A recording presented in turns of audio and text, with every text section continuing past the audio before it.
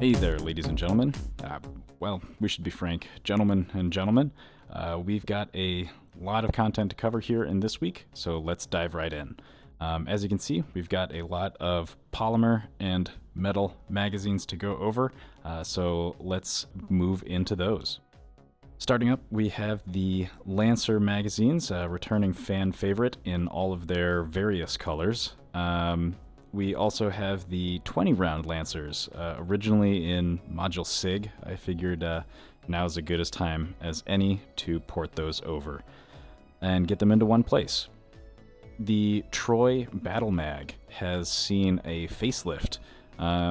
We now have a couple additional finishes for it, FDE and OD, along with my new personal favorite, transparent or translucent finish. Looks great with that kind of teal follower making its way through the mag. Looks great.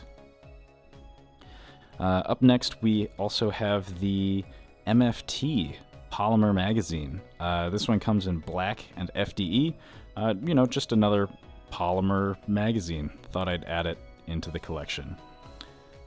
The Hex Mag also makes its return with its bottom indicator being either orange or blue. The followers as well, likewise. Those indicate whether this is set for 556 or 300 blackout. Of course, you have to manually change between loading 556 and 300 blackout, but the texture change is another identifier for you. We also have added the Magpul D60 drum. I've gone actually insane on this one and added all 60 round meshes into the magazine and the little witness window in the back so you can get a rough estimate of how many rounds you've got. And just off the top of my head, obviously the round on the bottom is when it's full at 60. The second set of rounds that you see there are, I believe, rounds 37 and 38, something around that kind of 30 to 40 range. And then that last round at the top is your 10th round. So have fun using that witness hole. I would be amazed if you ever do. Moving over to the metallic side of things, we've got the 10 and 20 rounders in. The 10 round magazine does not accept things like ammo bands or mag assists since it is so small. The 20 round, however, does. We have changed things around with the Stanag mags, at least on the back end for me.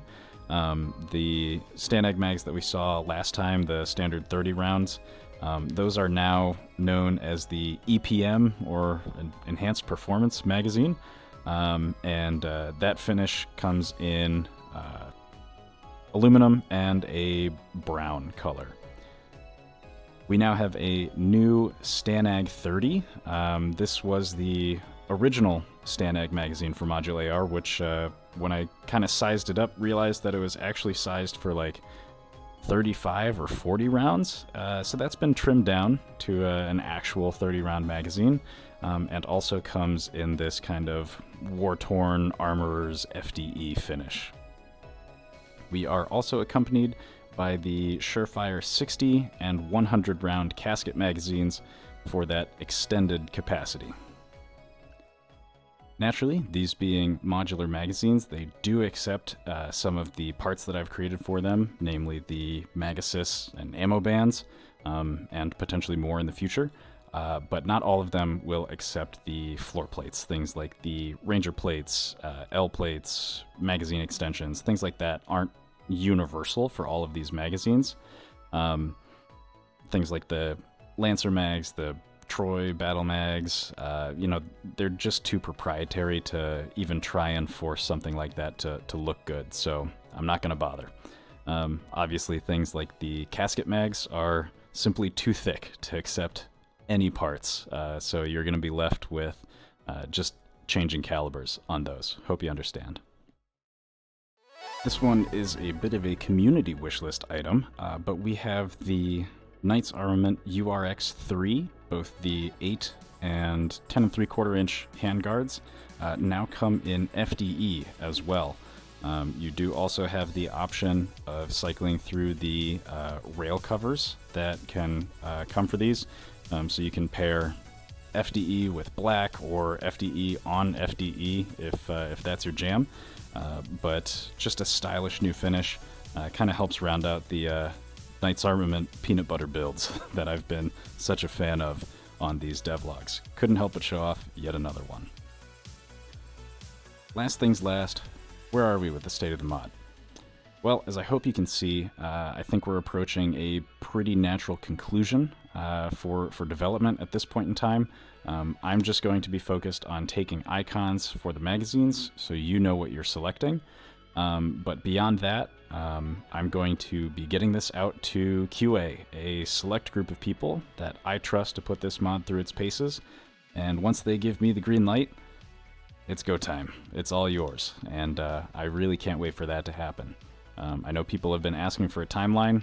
I hate giving those out, especially for free content that I just work out of passion on. But we're close, and we're closer than we ever have been. So keep hanging in there, and we will see you in the next devlog. Take care.